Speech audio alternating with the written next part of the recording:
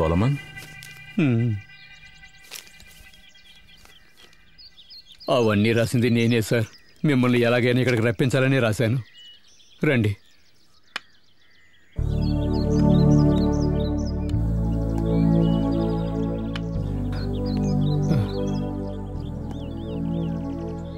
తను నా ప్రాణం, మాయ. ఒకసారి తను మీకు కాల్ చేసింది, మీకు పెళ్ళైన రోజు రాత్రి. ఆ రోజు మిమ్మల్ని కలవడానికి వచ్చిన తను తిరిగి రానే లేదు. ఆ రాత్రి తననెవరో చంపేశారు.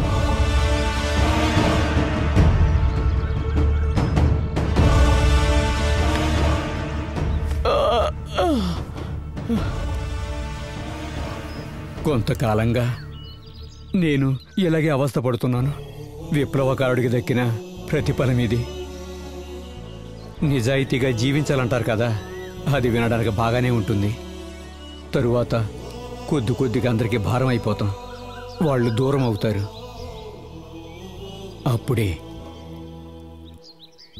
అప్పుడే మాయ నన్ను వెతుక్కుంటూ వచ్చింది.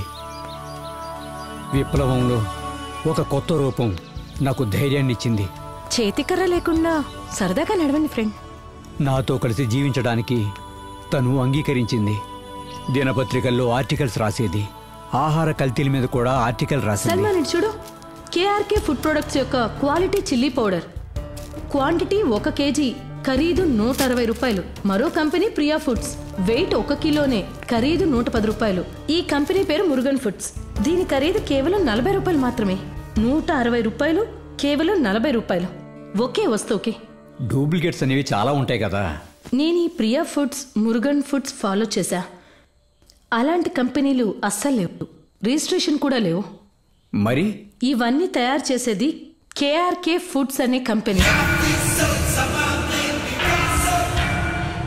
160 రూపాయలకు, 40 రూపాయలకు ఒకే కంపెనీ ఒకే ప్రోడక్ట్స్ తయారు చేస్తుంది.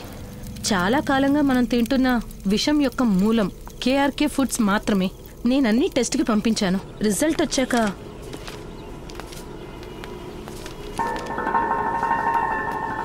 అన్ని ప్రొడక్ట్స్లో కల్తీ, అతి భయంకరమైన విషం కలిసింది. వాళ్ళని వదలకూడదు. కేఆర్కే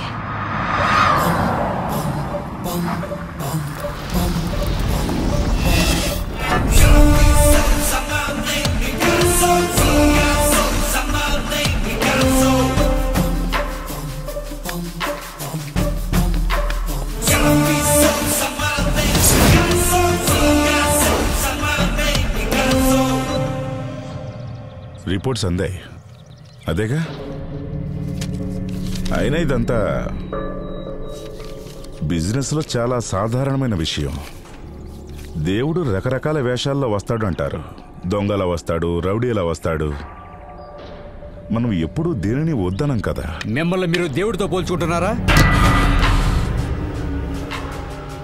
50 ఏళ్ళు నేను కష్టపడి నిలబెట్టుకున్న పేరు 5 నిమిషాలు మీరు చెరిపేయాలని చూస్తే? ప్రయత్నం చేస్తే ఏం చేస్తారు?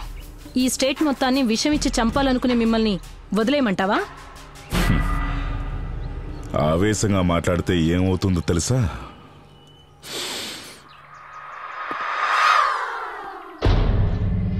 ప్రాణాలతోనే ఉన్న వీడు, నీ ఆసరాతోనే బతుకుతున్న వీడు, ఇంతకు మించి ఒక స్టెప్, ఒక సింగిల్ స్టెప్ నువ్వు వేసావంటే నేనేంటో చూపిస్తా. వెళ్ళొస్తా మరి.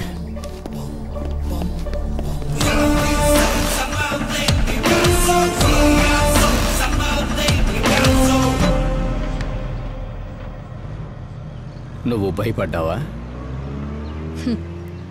నేను విప్లవకారుడు సల్మాన్ పెళ్ళాన్ని. సుప్రీంకోర్టులో కేసు జనరల్ చేస్తే మంచిదని చటర్జీ చెప్తున్నారు. టోటల్ ఇండియన్ మార్కెట్ని దెబ్బతీసే సమస్య కదా. అన్ని రిపోర్ట్స్ యొక్క కాపీ పట్టాభిరామ్ గారికి అందజేయాలి. ఈ డిపార్ట్మెంట్లో నమ్మదగిన మనిషి అతను ఒక్కడే. కార్తీక్ చెప్పాకే నాకు తెలిసింది. చేసేది ఏ వృత్తి అయినా అతని మనసెప్పుడు విప్లవ భావాన్నే కోరుకుంటుంది.